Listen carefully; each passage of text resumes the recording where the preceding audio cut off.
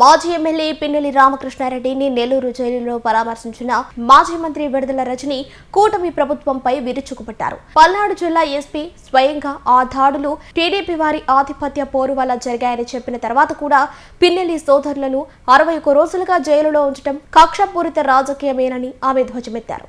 రాష్ట్ర వ్యాప్తంగా మాజీ మంత్రులు అంబటి రాంబాబు, జోగి రమేష్ మరియు తనపై జరుగుతున్న దాడులు అప్రజాస్వామికమని ఆమె మండిపడ్డారు.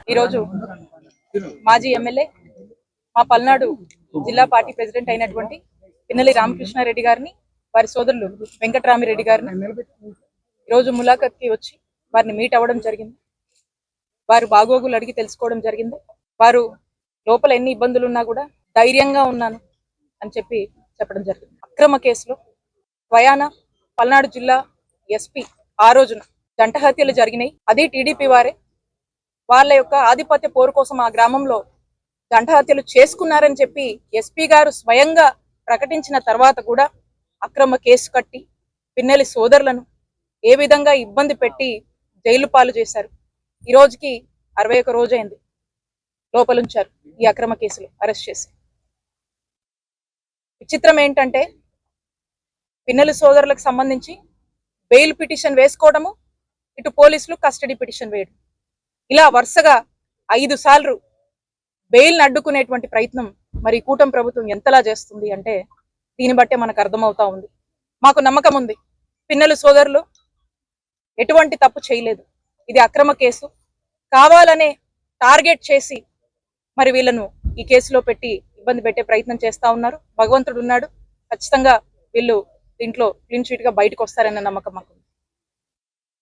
మనం చూస్తా ఉన్నాము ఈ రీసెంట్ టైమ్స్ లో వరుసగా ఏ విధంగా మాజీ మంత్రుల మీద రాష్ట్ర వ్యాప్తంగా కూడా దాడి చేస్తున్నారు మనం చూస్తా ఉన్నాం.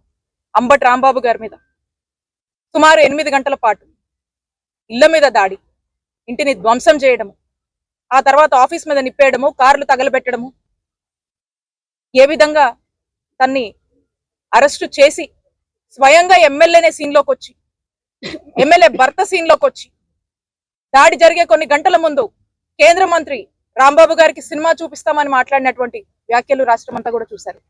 ఏ విధంగా దాడులు చేస్తున్నారు, అధికార పార్టీ దాడులకు ఏ విధంగా ప్రోత్సహిస్తుంది అనేటువంటి విషయాన్ని కూడా మీరు అందరూ కూడా చూశారు. అలాగే జోగి రమేష్ గారు ఆయనని వరుసబెట్టి ఇబ్బందులు పెడుతూ వచ్చారు. పెట్రోల్ బాంబుల సంస్కృతి ఎప్పుడు లేదు మన రాష్ట్రంలో, మొదటిసారి చూస్తా ఉన్నాము. జోగి రమేష్ గారి ఇంటి మీద నిప్పేసి పెట్రోల్ బాంబులేసి ఏ విధంగా వైఎస్ఆర్ కాంగ్రెస్ పార్టీకి సంబంధించినటువంటి ఎక్స్ మినిస్టర్స్ ని ఏ విధంగా ఇబ్బంది పెడుతున్నారు అనేది రాష్ట్రం మొత్తం కూడా చూసింది. అలాగే నా మీద వెంకటేశ్వర స్వామి గుడికెళ్ళి పూజలు నిర్వహించి బయటికి వస్తే నా మీద దాడి చేసేటువంటి ప్రయత్నం, కారు మీద దాడి చేసేటువంటి ప్రయత్నం, తిరిగి మళ్ళా గుడికి వచ్చినందుకు నా మీద, మా కార్యకర్తల మీద కేసు కట్టారు. మేము గుడికి వెళ్ళడం చేసిన తప్ప అని అడుగుతా ఉన్నాను. గుడికి వెళ్ళకూడదా? గుడికి వెళ్తే తప్ప? మేము ఇచ్చినటువంటి కేసుని ఇప్పుడు కూడా కేసు కట్టలేదు, పట్టించుకోలేదు. నేను ఒక్కటే చెప్తా ఉన్నా, ఈ చంద్రబాబు నాయుడు గారికి, కూటమి ప్రభుత్వానికి, మీరు రాష్ట్ర వ్యాప్తంగా మీరు 20 నెలల వచ్చిన దగ్గర నుంచి అనేక అక్రమ కేసులు, అరెస్టులు, జైళ్లు, వేధింపులు, దాడులు చేస్తా ఉన్నారు. మా వైఎస్ఆర్ కాంగ్రెస్ పార్టీ బ్లడ్ లోనే భయం అనేది లేదు. మా నాయకుడు వైఎస్ జగన్మోహన్ రెడ్డి గారి బ్లడ్ లో కూడా భయం లేదు. వైఎస్ఆర్ కాంగ్రెస్ పార్టీ జెండా పట్టుకునేటువంటి కార్యకర్త బ్లడ్ లో కూడా భయం అనేది లేదు. మేము చెప్తా ఉన్నాం, మీరు మమ్మల్ని ఎంత అణచివేసినా, ఎంత అనగదొక్కినా సముద్ర కెరటాల్లాగా లేసి మళ్ళీ మిమ్మల్ని ఓడించేందుకు వైఎస్ఆర్ కాంగ్రెస్ పార్టీ మరింత బలపడుతూ బలంగా పనిచేస్తుందని చెప్పి కూటమి ప్రభుత్వాన్ని హెచ్చరిస్తున్నాము.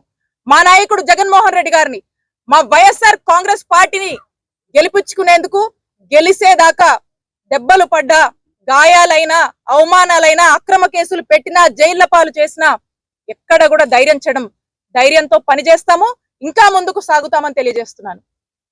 అంతెందుకు, ఇదే నెల్లూరు జిల్లాలో సీనియర్ నాయకులు, మాజీ మంత్రివర్యులు కాకాని గోవర్ధన్ రెడ్డి గారు ఈ నెల్లూరు జిల్లాలో టీడీపీ చేస్తున్నటువంటి అరాచకాలని పదే ప్రశ్నిస్తూ ఉంటే ఎన్ని అక్రమ కేసులు కడుతున్నారు, జైలు పాలు చేశారు.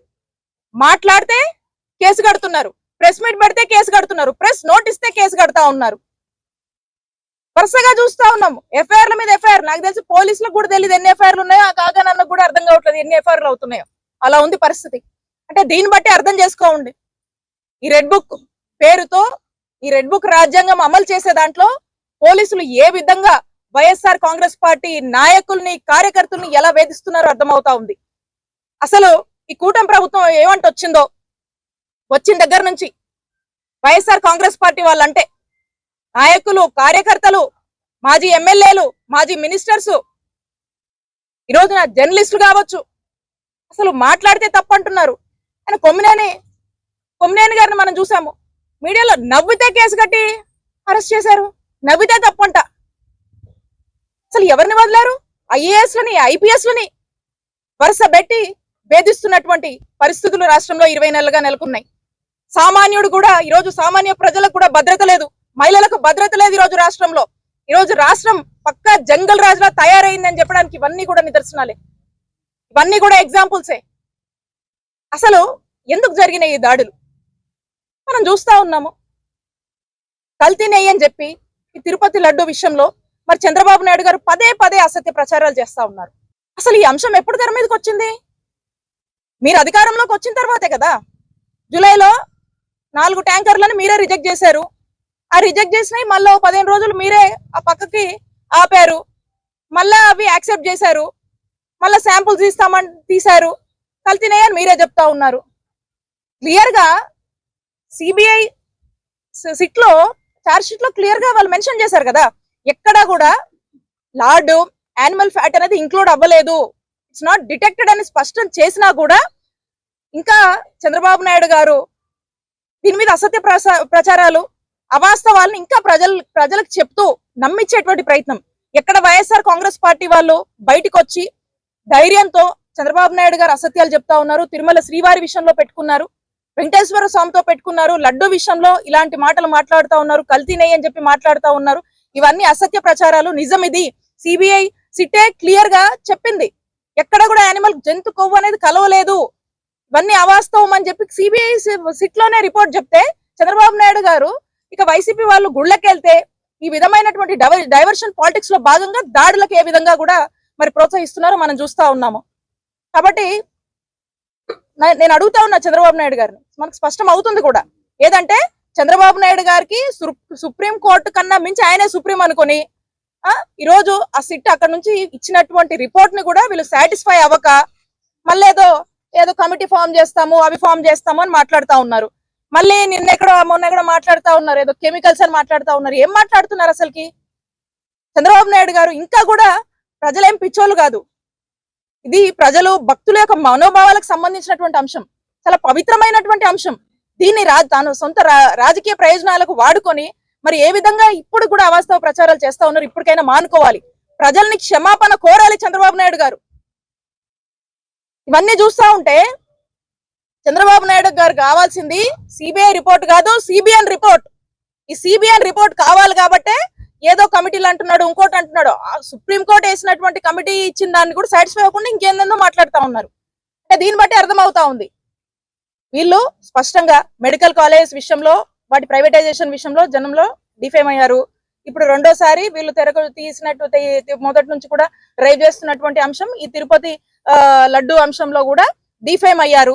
ఇవి కప్పిపుచ్చుకోవడానికి ఇంకా ప్రజల్ని నమ్మించే ప్రయత్నం, వైఎస్ఆర్ కాంగ్రెస్ పార్టీకి ఆపాదించేటువంటి ప్రయత్నం, ప్రజల్ని ఇంకా కూడా అభూత కల్పన ఏదో మాటల్లో అసత్య ప్రచారాల్లోనే వాళ్ళ నుంచి వైఎస్ఆర్ కాంగ్రెస్ పార్టీ గురించి ఇంకోలాగా అనుకోవాలి అని చంద్రబాబు నాయుడు గారు చేస్తున్నటువంటి కుతంత్రాలుగా మనం చూడాల్సినటువంటి అవసరం ఉంది. కాబట్టి ఒకటే చెప్తా ఉన్నాము, చంద్రబాబు నాయుడు గారు ఎన్ని కుట్రలు చేసినా, ఎన్ని అవాస్తవాలు చెప్పినా, ఎన్ని అసత్యాలు చెప్పినా ఆ దేవుడు ఉన్నాడు, మాకు నమ్మకం ఉంది. ఇప్పటికే క్లియర్ గా మరి సిబిఐ సిట్ లో పేర్కొంది, నిజమేంటో ప్రజలందరూ కూడా చూస్తున్నారు. దీంట్లో మాకు ఎటువంటి సంబంధం లేకపోయినా కూడా ఈరోజు వైఎస్ఆర్ కాంగ్రెస్ పార్టీకి ఈ అప్రతిష్ట అనేది మూటగట్టేటువంటి ప్రయత్నం చేస్తా ఉన్నారు. కాబట్టి ఆ దేవుడు ఉన్నాడు అనేటువంటి నమ్మకం ఉంది. వాస్తవాలన్నీ ప్రజలు చూస్తున్నారు. ఇప్పటికే కూడా పెద్ద ఎత్తున కూడా చంద్రబాబు నాయుడు గారు కూటమి ప్రభుత్వం మీద వ్యతిరేకత అనేది వచ్చింది. ప్రజల్ని గ్రౌండ్ లోకి వచ్చి ప్రజల్ని అడిగితే చెప్తారు. కాబట్టి మేమంతా చెప్తా ఉన్నాము, వైఎస్ఆర్ కాంగ్రెస్ పార్టీ మీరు ఎన్ని ఇబ్బందులు పెట్టినా, దాడులు చేసినా, ఎంతమంది వైఎస్ఆర్ కాంగ్రెస్ పార్టీ కోసం ఈ రోజు నిలబడి పనిచేసేటువంటి ప్రతి కార్యకర్తని ఈ రోజు హింసిస్తున్నారు. ఇవన్నీ కూడా గుణపాఠాల్లాగా మిగలబోతున్నాయి మీకు ఫ్యూచర్ లో అని తెలియజేసుకుంటున్నాం.